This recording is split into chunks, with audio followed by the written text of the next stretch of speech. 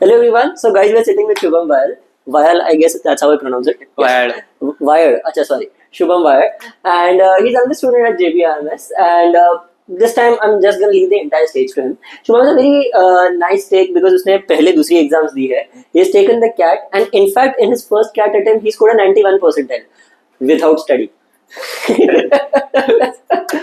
So yes, let's hear all about it and Shubham just go on. Like तूने कौन सी exams दी, कब दी, how was your take? And also please mention that तुझे क्या लगता है that क्यों तेरा वो एग्जाम पहले क्लियर नहीं हुआ? If there is anything that you have narrowed down based on analysis. So first attempt मेरा थर्ड ईयर में था बीकॉम के. इंट्रोडक्शन तो दे पहले थोड़ा. So my name is Shubham भाई. मेरा बैकग्राउंड बीकॉम था. थर्ड ईयर के एंडिंग में मुझे बैकग्राउंड मतलब 20,000 के अराउंड जॉब ऑफर हुए थे जो मुझे नहीं करने थे. I wanted high paying job. तो ऑप्शंस मैंने गूगल सर्च सिंपल की हाई पेइंग गवर्नमेंट जॉब या फिर जो भी है प्राइवेट जॉब. और बेस्ट ऑप्शन ये निकल गया कि एक तो एमबीए करो या फिर आरबीआई ग्रेड बी या यूपीएससी. तो फिर मैंने कोशिश किया आरबीआई ग्रेड बी अटेम्प्ट करने का. तो उसके लिए मैंने थोड़ा सा प्रिपेयर किया था. बट वही प्रिपरेशन मैंने कैट के लिए भी किया क्योंकि सीईटी की डेडलाइन खत्म हो गई. अच्छा. मेरा फर्स्ट प्रेजेंट मुंबई था कॉलेज के लिए. पर तब कैट में नहीं कर लिया. ग्रेड बी की वजह से मुझे थोड़ा अंदाज था कैसे करना है और टाइम था सॉल्व करने के लिए. So you had prepared for grade. हाँ ग्रेड. अच्छा ये था. हाँ ये थोड़ा सीक्रेट था. हाँ ठीक. तो उस वजह से मुझे थोड़ा बहुत ये था कॉन्फिडेंस था.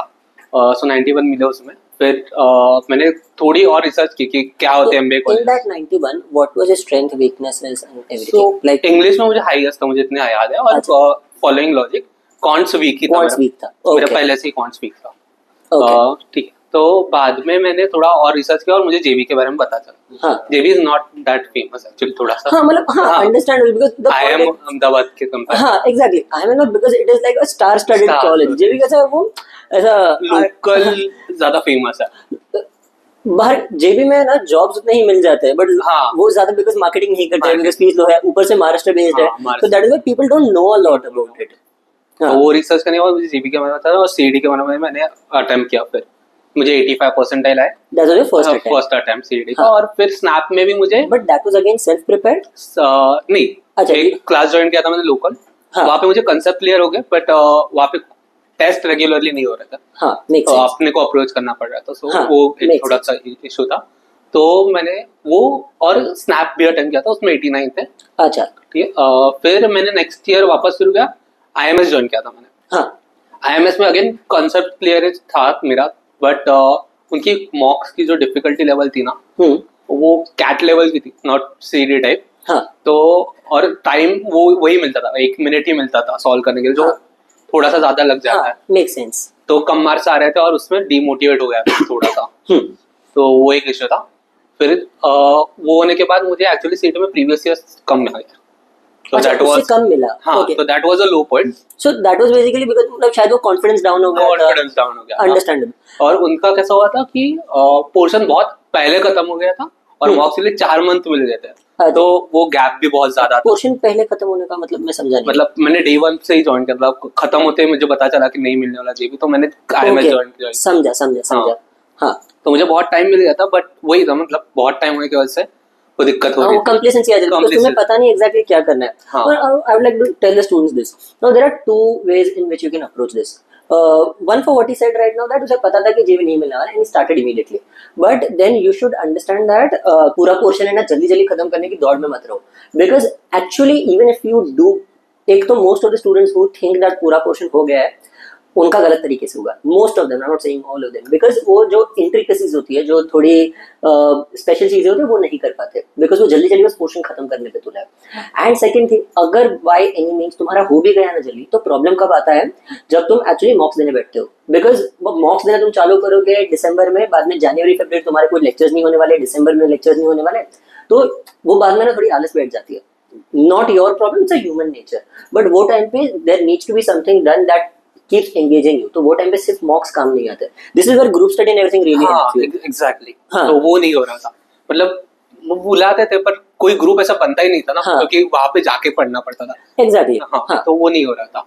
तो उसके बाद मुझे कॉलेज लेना पड़ा क्योंकि घर वाले बोले कि डिग्री कंप्लीट कर लो. कहाँ गया if you don't mind me?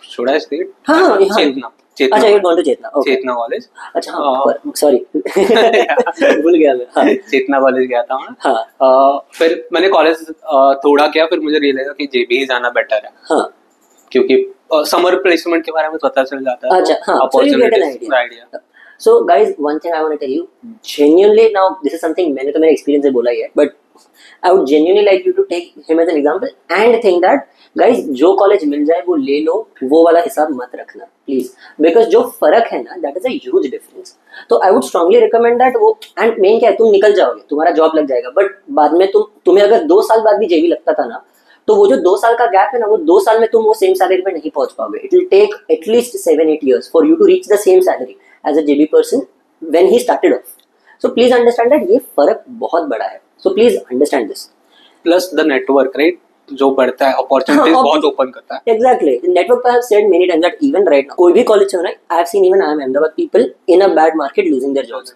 पर क्या होता है even JB people for now I don't know if you know not हमारे ईयर में बहुत सारे लोगों को बिकॉज वो टाइम पे जस्ट रिसेशन हिट हुआ था कोविड के बाद वाला ईयर तो बहुत लोगों की जॉब्स गई थी बट इमीडिएटली हमारे उन्होंने बैच ग्रुप पे मैसेज डाला उनको इमीडिएटली मेल्स पे आ जाते थे इतने सारे ऑफर्स रेकमेंड करते रहे this is where the group helps you because already they know that अरे ये बंदा जेबी वाला है अगर ये किसी को रिकमेंड कर रहा है तो टाइम पास नहीं होगा इसीलिए वो एक रिस्पेक्ट बिल्ड होता है that companies value that is very important campus में भी आप जाते ही आपको अपॉर्चुनिटीज मिलना स्टार्ट हो जाती है हाँ exactly you enter and the first thing that you do is चलो सीवी रेडी करना है चलो ये करना है चलो इंटरव्यू करना है जीडी प्रेप करना है हाँ एग्जैक्टली वो सब केस कॉम्पिटिशंस करना है तो वो मतलब चढ़ ही जाता है कि नहीं you are here for growth and they will force that growth out of you that is something that is very important that's the best part actually yeah exactly and this is something you can say from personal experience कि ये दूसरी जगह पे नहीं होता so that's nice lastly मैंने वो college जब मेरा फर्स्ट सेम खत्म हुआ था एंड कि मुझे स्ट्रगल शिफ्ट होना है तो मैंने तब डिसाइड कर लिया था कि मैं मॉक्स ही दूंगा इस बार क्योंकि कॉन्सेप्ट क्लियर थे तो अराउंड 1.5 month बिफोर क्योंकि मुझे लास्ट टाइम नहीं करना था कि गैप पड़ जाए 1.5 months में मैं आपको कांटेक्ट किया था क्योंकि मैंने 2-3 टेस्ट फंडा शायद मैंने एक 2-3 मॉक्स दिए थे एक प्रयाग इंडिया करके उसके 2-3 मॉक्स दिए थे और फिर आपके दिए थे उसमें मुझे आपका इंटरव्यू मतलब इंटरफेस जो है वो बेस्ट लगा ठीक है तो ABC वाला वो स्ट्रक्चर तो वो सब करने के बाद ना थोड़ा कॉन्फिडेंस बिल्ड होता है मेरा फर्स्ट स्ट्रेटेजी था कि एक टारगेट सेट करते हैं कि 60+ मार्क्स का करते हैं ठीक है तो मैंने वो टारगेट सेट किया था फिर मैंने टारगेट सेट किया था कि 10 मार्क बाद मेरे एटलीस्ट 85-90 क्रॉस करने वो किया था और 15 या 18 मार्क से मुझे 120+ टारगेट करना है you set target and how were you managing that targets because so okay sir let's say अगर तुझे अभी कोई जो स्टूडेंट पढ़ रहा है अगर तुझे उसको कोई एक पाथ देना है कि ये वाला पाथ फॉलो कर this is a good logical path how will मैं अपना एक्सपीरियंस शेयर करता हूं वो बेटर हो जाएगा देखो मुझे मालूम था मुझे कॉन्स इतना स्ट्रांग नहीं है मुझे रीजनिंग और एब्स्ट्रैक्ट रीजनिंग और इंग्लिश में बहुत सारा मार्क्स मिल सकते हैं इनफैक्ट 150 में से 120 तो मैं वही से क्रॉस कर सकता हूँ एंड ओवर एंड अबाउट जो भी मुझे कॉन्सेप्ट 20-25 लॉजिक इंग्लिश और एब्स्ट्रैक्ट तीनों मिला के एंड 25-20 मार्क्स में कैसे कौन से खींच सकता हूँ तो that was my first thing कि 120 मार्क्स मतलब क्रॉस करने एटलीस्ट 130 मिनट्स में फ्रॉम थ्री सेक्शंस राइट तो वो मैंने किया एंड थोड़ा टाइम लगा एक्चुअली मुझे लास्ट के 7 मार्क्स से पहले आई गेस मैंने वो 120 का टारगेट ऑलमोस्ट रीच करना स्टार्ट किया अच्छा ओह नाइस तो लास्ट 7 मार्क्स में मेरे ये कॉन्स पे भी फोकस करने लगा और टोटल अटेम्प्ट किया लाइक लास्ट 7 मार्क्स में 200 क्वेश्चंस टिक करके आता था तो वो थोड़ा 120+ जाता था 120-130+ जाता था and that give me an advantage बाकी थोड़ा लक फैक्टर था कि मुझे टफेस्ट स्लॉट आया था स्लॉट 4 तो नॉर्मलाइजेशन की वजह से शायद से वो है वही है ना दैट मेन क्या होता है व्हाट आई सजेस्ट इज मॉक्स में ना तुम लोग 135-140 जितना स्कोर करो लोग बोलते हैं कि 170 भी जाता है हमने कि but there are also slots जिसमें 120 पे भी मिलता है अगर slot the point is that the mocks are built at a medium level of difficulty or a little higher difficulty अगर उसमें तुम 135 ला रहे हो तुम एकदम टफ में 120 लाओगे और एकदम इजी में 170 जाओगे बट तुम्हारा लेवल ये मॉक्स सेट कर देती है बट बेस्ट पार्ट वाज कि जंबल और सेक्सुअल दोनों भी थे क्योंकि मेरा प्रीवियस एक्सपीरियंस जंबल के साथ भी था और मिक्स के साथ भी था और मेरे स्लॉट में वही लुचा हुआ था कि उन्होंने कैट और सैट के बहुत सारे क्वेश्चन डाले थे तो लॉजिक में भी वो मैथ्स टाइप के क्वेश्चंस ही थे तो मुझे मॉक्स की वजह से जंबल मॉक्स की वजह से आदत थी कि रुकना नहीं है स्किप मारना है आगे आगे चलते जाना है बराबर है तो that helps me a lot jumble mock की वजह से। तो एक माइंड मत सेट कर दो कि मैं ये सम को लॉजिक के तरीके से सॉल्व करूंगा। The point is that having an open approach really helps that मुझे सम को सॉल्व करना है, सम पढ़ के पहले सोचो दैट इसका बेस्ट तरीका क्या है सॉल्व करने का। तो that is a nice way to do. Overall if you had to recommend the students a few sources और मटेरियल्स दैट यू यूज्ड और whatever you used during your prep, then what helped you with your prep, क्या बोलेगा तू? सो पहले तो मैं RBI की book मैंने जो खरीदी हुई थी, Which one? Name? नेम नहीं पता, लाइक वो ऑल इन वन थी। अच्छा, ओके। जो मिलती है लोकल शॉप पे कोई भी, हाँ, वैसे थी मोटी वाली जो मिलती है सारे do you have it with you still? At home मैं चाहिए तो आपको बाद में। व्हाट यू कैन डू, ये YouTube वीडियो पे तो एक बार बस कमेंट कर देना मेरी RBI book that I mentioned, RBI MPSC जो भी सही, मैं वो कमेंट को पिन कर दूंगा ऊपर, तो सबसे पहले वो देखेगा। यस। और फिर मैंने सीईटी किंग्स के जो बुक्स थे सेल्फ प्रेप के लिए, वो फर्स्ट अटेम्प्ट के लिए जो मैंने लिए थे वो थे। हाँ। और फिर आईएमएस की तरफ से जो मिले थे वो, हाँ, बस उतने ही थे। और फिर मॉक्स में जो क्वेश्चंस आते थे बस वही रिपीटेडली करने का। एंड मॉक्स कौन सी दे रहे थे तू? आप ही के मॉक्स थे। मॉक्स मैंने किसी और के नहीं दिए, जो ट्रायल वर्जन्स। अच्छा, ट्रायल दिए थे and then you selected track. अच्छा, that's really nice. And if you had to give one more suggestion to students, क्या सजेस्ट करेगा? वन फाइनल सजेशन, एक लाइन मेरी तरफ से ले लो, क्या बोलेगा? Burning out is common actually, so ठीक है। और फर्स्ट अटेम्प्ट में होना पॉसिबल शायद नहीं है। Give multiple attempts and multiple test. शायद कैट शायद सबका ऑप्शन नहीं होगा, बस स्नैप एंड मैट, ये 2-3 जो ओमेट एग्जाम्स है ना, हाँ, सी मैट, ये सब अटेम्प्ट करो। अच्छा, okay. Even if you are not getting it, attempt it.